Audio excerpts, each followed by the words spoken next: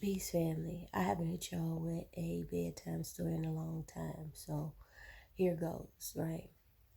So, this one time my son had called me and he is frantic. I mean, he is losing it. And he's like, Mom, get home. Where are you? Like, come home right now. Somebody's trying to kill me. They're trying to set the house on fire, right? So now I'm shaking and I'm like, what? What are you talking about? He was like, get home now. Somebody trying to kill me. Somebody trying to kill me.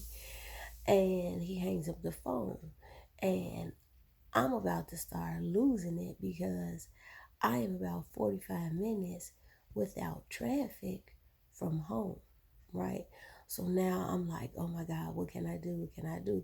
So honey, I go and I am just dispatching uh angels of protection, all this other kind of stuff, honey. Any ancestor available. You know what I mean? And I'm sending them my son's way because I can't get there right away. So I called the police and asked them, can they go over to my house? My son is there saying somebody trying to kill him, set the house on fire. And I asked them, can they sit with him until I get there? And they're like, how close are you? I'm like, about 45 minutes away. So I'm on my way right now. And they're like, okay, if you can get there sooner, do that, but we'll be waiting on you. So cool. I get there. They standing outside. It is about 3 cruisers out there.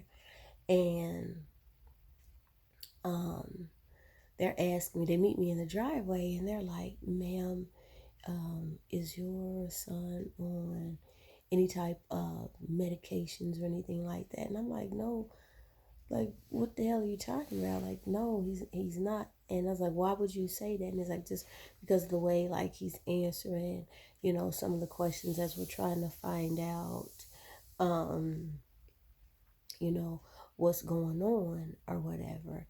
And so I'm like, well, let me go in here and talk to him, right? So they follow me inside of the house. And y'all, I'm in there and I'm talking to him, asking him what's going on.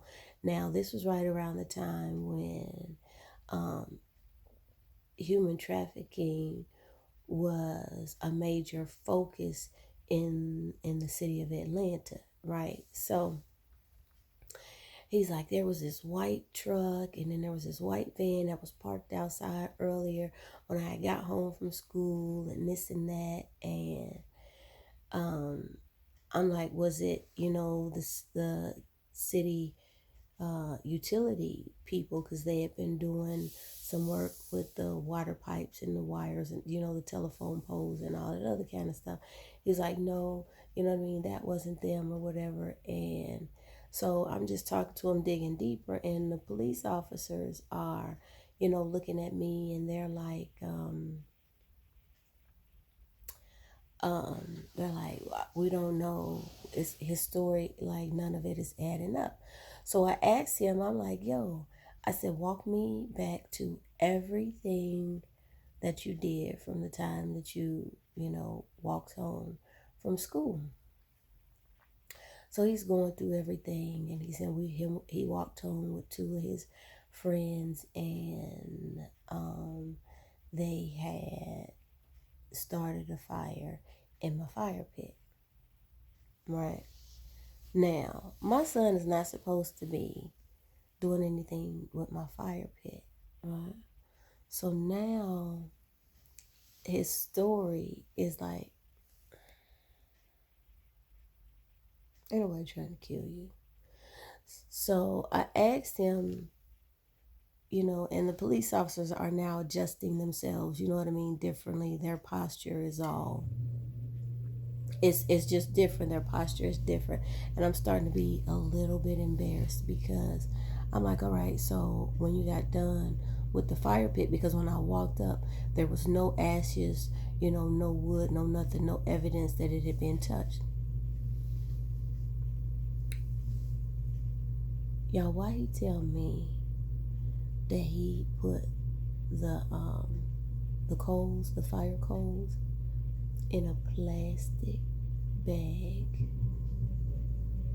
and put it in my trash can? Y'all know them city trash cans are plastic. right? Like it's hard, solid plastic, but plastic nonetheless. I'm like, you did what? He was like, he was like, it was out. He was like, it wasn't lit or anything like that. He was like, it had cooled down. And um, he's like, they had it cooled down. And so I put it in the trash bag and put it in the trash can. I said, wait. I said, so you put a hot coal in a plastic bag inside of my plastic trash can? And he said, yeah. He was like, but that was like hours and hours ago. So, y'all, let me tell you something.